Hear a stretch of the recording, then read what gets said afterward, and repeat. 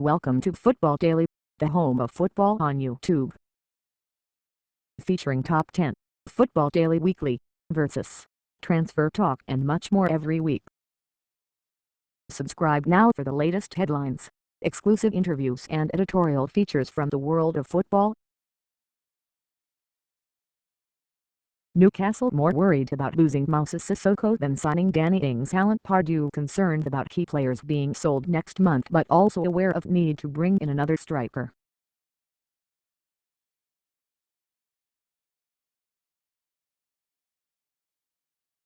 Alan Pardew, the Newcastle United manager, will push for the signing of a new striker in the January transfer window and has asked for Burnley's England under-21 international Danny Ings. Pardew, though, has rarely carried much weight when it comes to dictating the club's approach to recruitment, and few supporters will believe any new signings will be made in the new year just because the manager has said he needs another striker if we can get one. Instead, there are serious concerns about players being sold, with Moussa Sissoko earning admiring glances from Arsenal manager Arsene Wenger and Kei playing like someone who had decided he wanted to leave in the summer, but was prevented from doing so as Newcastle were asking for too much money.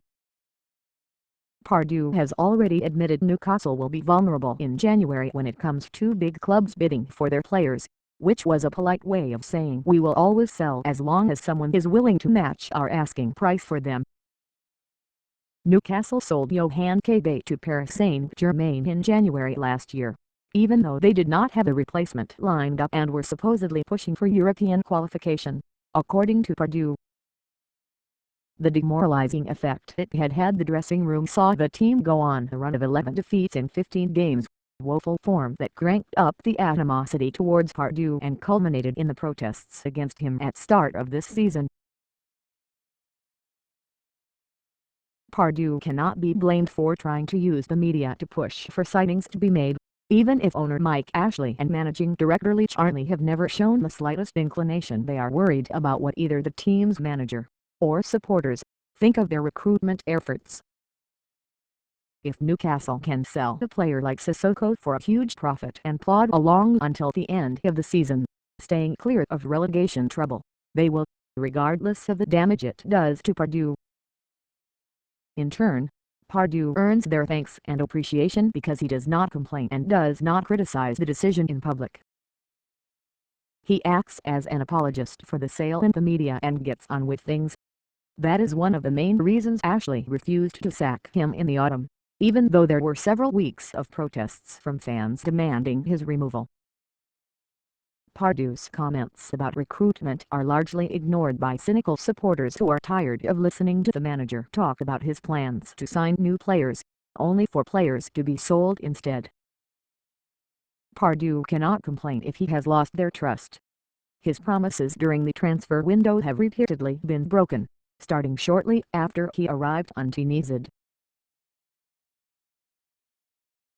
when he repeatedly insisted Newcastle would not sell Andy Carroll, only for the club's former number 9 to be sold to Liverpool for £35m on the last day of the January window in 2011.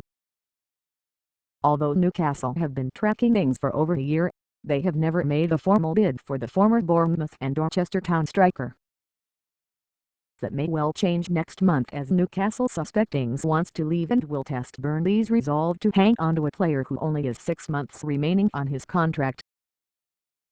Burnley have firmly stated that Ings, their top goalscorer and best player, is not for sale, but that will not deter clubs from making bids. Leicester City are thought to have already offered around £7.5m for the 22-year-old, while Sunderland are also monitoring the situation. Newcastle, though, would rather wait until Ings is out of contract in the summer to sign him. While Pardew may need the player now, the board would rather wait until they can get him for the lowest price and will certainly not pay a January premium to land him immediately.